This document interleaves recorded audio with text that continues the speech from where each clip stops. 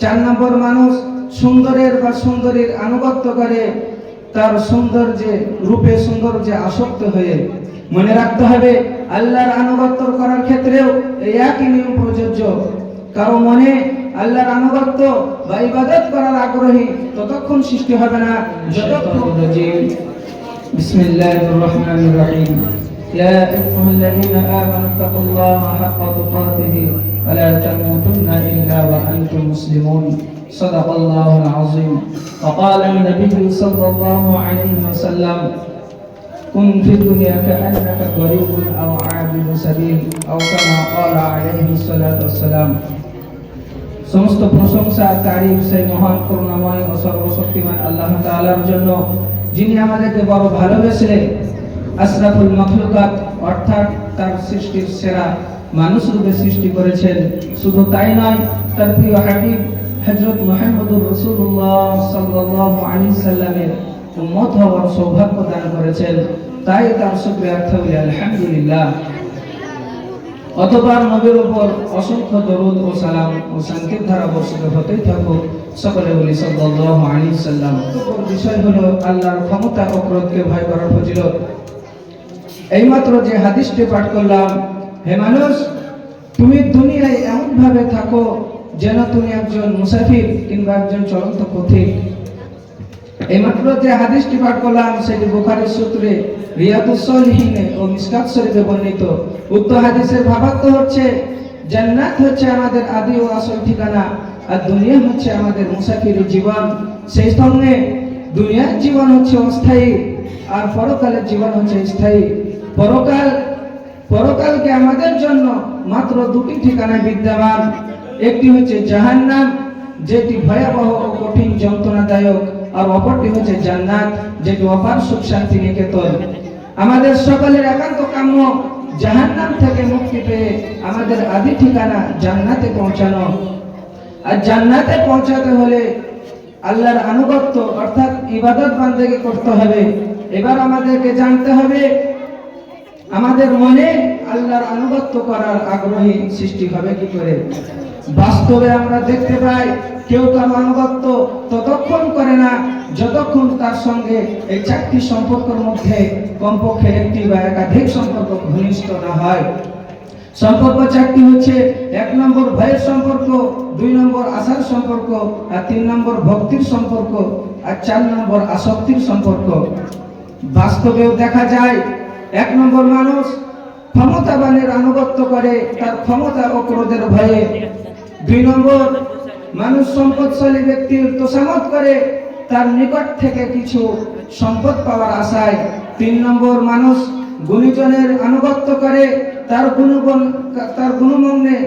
গুণমগ্ন হয়ে। ভক্তি নম্বর মানুষ সুন্দরের বা সুন্দরীর আনুগত্য করে তার সৌন্দর্যে রূপে সৌন্দর্যে আসক্ত হয়ে।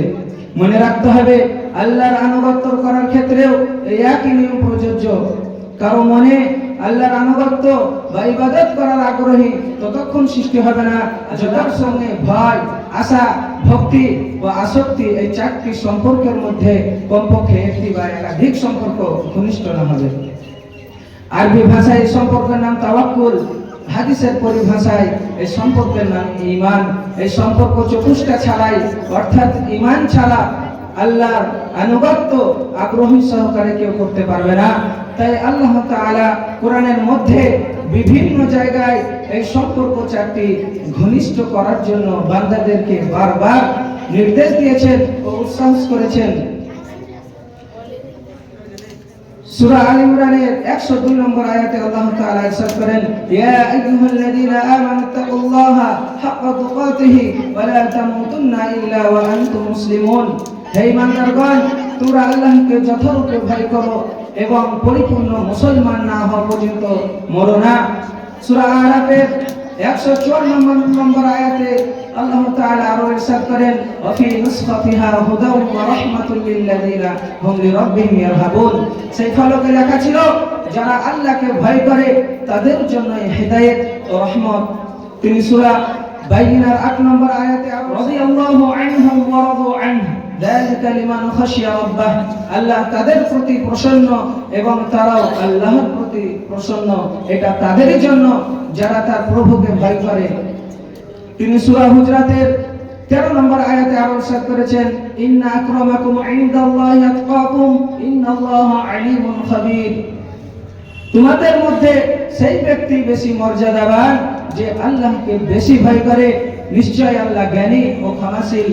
তিনি সূরা ফাতিরের 28 নম্বর আয়াতে আরো ইরশাদ করেছেন, ইন্নামা ইয়াখশাল্লাহা মিন ইবাদিহিল উলামা ইন্নাল্লাহা আজিজুল গফুর।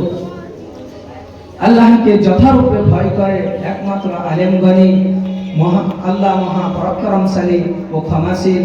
ইবনে মাজাহ বর্ণিত রাসূল করিম সাল্লাল্লাহু আলাইহি সাল্লাম ইরশাদ করেন, যখন কোনো মুসলমানের চোখ থেকে আল্লাহর ভয়ে অশ্রু ঝরে পড়ে, যদিও তা মাছের মাথার চেয়ে ক্ষুদ্র হয়, তবুও আল্লাহ তাআলা তার জন্য জাহান্নামকে হারাম করে দেন। বলেন সুবহানাল্লাহ।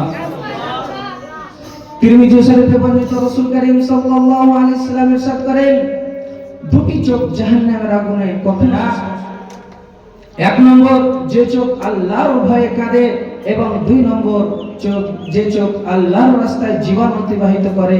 রাসূল করিম সাল্লাল্লাহু আলাইহি সাল্লাম আরো ইরশাদ করেন, রাসূল হিকমাতি মাখাফাতুল্লাহ, অর্থাৎ আল্লাহকে ভয় করাটাই শ্রেষ্ঠতম জ্ঞান। রাসূল করিম সাল্লাল্লাহু আলাইহি সাল্লাম আরো ইরশাদ করেন, হাসরের ময়দানে 7 প্রকার মানুষ আরশের ছায়ায় স্থান পাবে, তার মধ্যে এক প্রকার তারাই যারা আল্লাহর ভয়ে নির্জনে অশ্রু ঝরাতো। তিরমিজি শরীফে বর্ণিত রাসূল করিম সাল্লাল্লাহু আলাইহি সাল্লাম ইরশাদ করেন, আল্লাহ তাআলা এক সময় বলবেন, জাহান্নাম থেকে ওই ব্যক্তিকেও বার করে নাও যে সারা জীবনে খালি দিনে অন্তত একটিবার আমাকে স্মরণ করেছে, অথবা কোনো দিন অন্তত একটিবার আমাকে ভয় করেছে। প্রিয় শ্রোতা মণ্ডলী, প্রিয় আমার ইমানদার ভাইরা, এই বক্তব্য থেকে বোঝা গেল জাহান্নাম থেকে যদি বাঁচতে হয় ও জান্নাত পেতে হয়, তাহলে আল্লাহর আনুগত্য অর্থাৎ আল্লাহর ইবাদত বান্দেগি করতে হবে। আর আল্লাহর ইবাদত বান্দেগি করতে হলে আল্লাহকে ভয় করতে হবে। আল্লাহ আমাদের মনে খোদা ভীতি সৃষ্টি করে দিন। আমিন। ওয়া আখিরু দাওয়ানা আনিল হামদুলিল্লাহি রাব্বিল আলামিন। আসসালামু আলাইকুম ওয়া রাহমাতুল্লাহি ওয়া বারাকাতুহু।